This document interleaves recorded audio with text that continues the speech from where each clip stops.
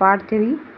उन्हें एक मशीन चाहिए थी जो उस धातु मिट्टी और की सतह तक जा सके।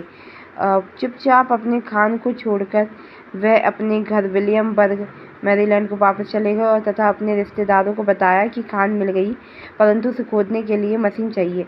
उन लोगों ने वांछित मशीनों के लिए धन एकत्रित किया था, उसे वहां भिजवा दिया। तब डर्बी के अंकल उन्हें साथ लेकर खान माइन में वापस काम पर लौटे। फिर उस धातु मिट्टी की पहली खेप पिघलाने के लिए भेजी गई। यहाँ से रिपोर्ट आई कि वह खान तो कोलोराडो की सबसे समृद्ध खान है। एकाध ऐसे कई इसमें से पढ़ के आपको इसलिए सुना रही हूँ क्योंकि बहुत से लोग होते हैं जो पढ़ना ही नहीं चाहते हैं, ठीक है, तो इसलिए मैं पढ़ के सुना रही हूँ आपको। ऐसे और खान निकल आए, क्योंकि लोगों को पढ़ने में आलस आता है। लोग सोचते हैं कि भैया कोई पढ़ के ही सुना दे, तो मैं पढ़ के सुना देती हूँ। ऐसे और खान निकल आए तो मशीन का सारा कर्ज चुक जाएगा और फिर खुद का मुनाफा होगा।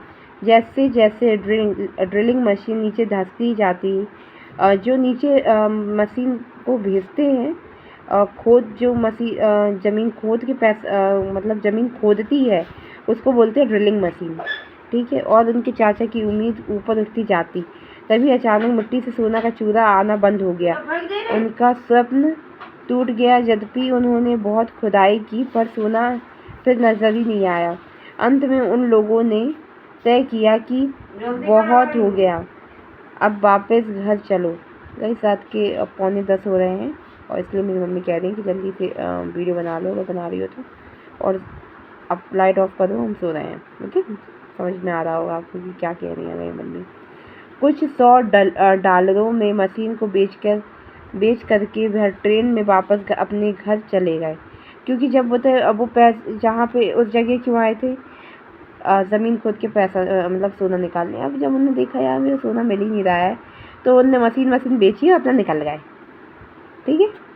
मशीन को डॉलरों में जो $100 है, सॉरी, ओके, तो कुछ $100 में उसने ये ड्रिलिंग मशीन बेची सस्ते में, क्योंकि इससे महंगी थोड़ी खरीदी होगी, तभी इसमें लिखा कुछ है ना, तभी कुछ वर्ड यूज़ हुआ है यहाँ पे। मशीन को खरीदने वाला एक फालतू इंसान ही लगता था। वैसे फालतू आदमी मूर्ख ही होते हैं, पर यह नहीं था।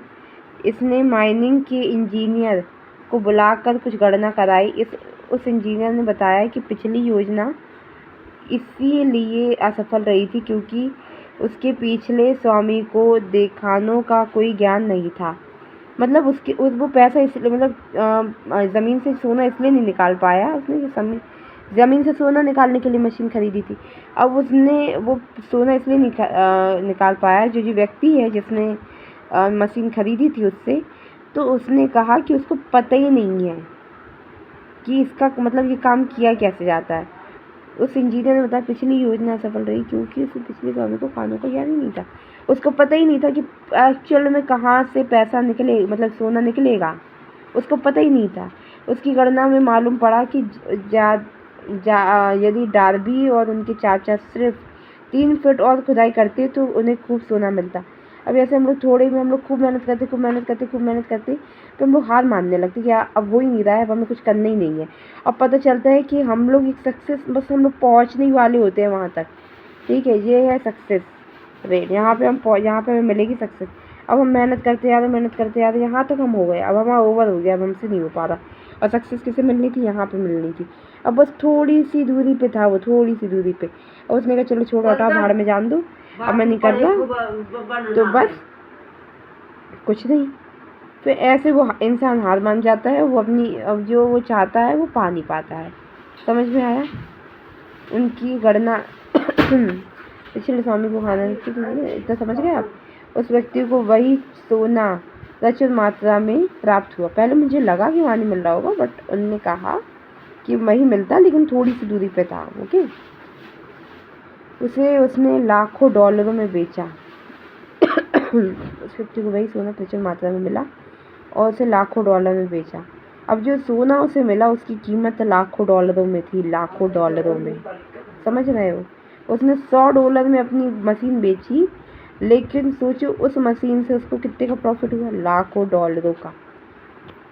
चूँकि उसने सही विशेषज्ञ से राय ली, मतलब जो ये था उसने मतलब एक सही इंसान चुना उस काम के लिए और उससे सही राय ली और ऐसे आगे बढ़ा।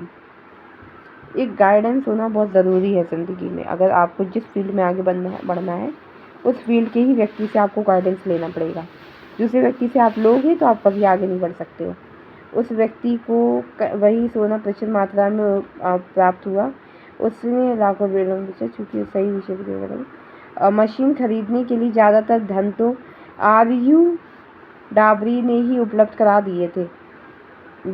तभी डार्बी, जिससे उसने सलाह ली थी, जो दूसरा व्यक्ति था, तभी जब वह जवान था बाकी रिश्तेदारों और पड़ोसियों ने उसे धन दिया था, क्योंकि उनको उस पर भरोसा था। बहुत बाद में डार्बी ने भी अपनी शक्ति से कई गुना कमाई की, जब उसे ज्ञात हुआ कि कैसे तीव्र इच्छा से सोना प्राप्त किया जा सकता है। हालांकि वह बोध उसे तब हुआ जब वह जीवन बीमा के धंधे में आया। वैसे धीरे धीरे कर उसने अपना ऋण पूरा चुका दिया था। जीवन बीमा मेरा ख्याल से LIC की बात हो रही है यहाँ पे। जो उस टाइम तो जीवन बीमा LIC तो नहीं होगा मेरे ख्याल से, ये बहुत पुरानी समय की बात हो रही है। तो आज के समय में जीवन बीमा तो भैया हम लोग LIC से ही जानते हैं। उसने वही काम किया था, धंधा मतलब उसने वही काम किया था।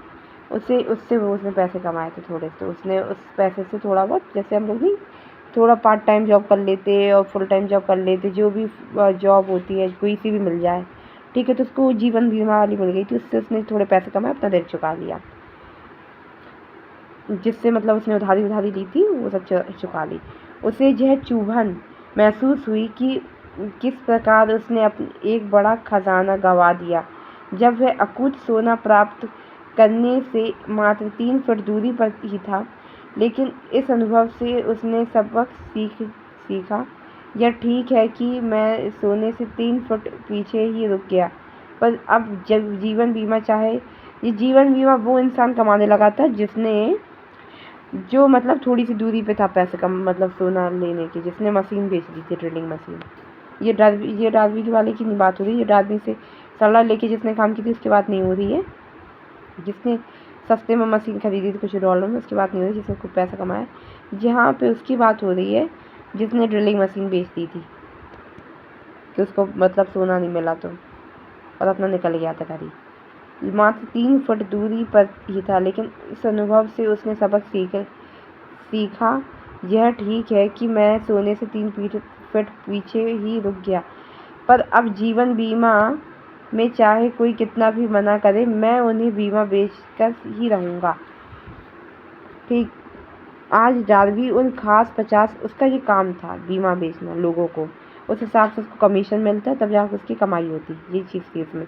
आज डार्बी उन खास 50 लोगों में के समूह में है जो साल भर में कम से कम 10 लाख डॉलरों का बीमा तो बेच ही लेते हैं। अपने भोंदूपन से सीख लेकर अब से उसने डटा रखना सीख लिया।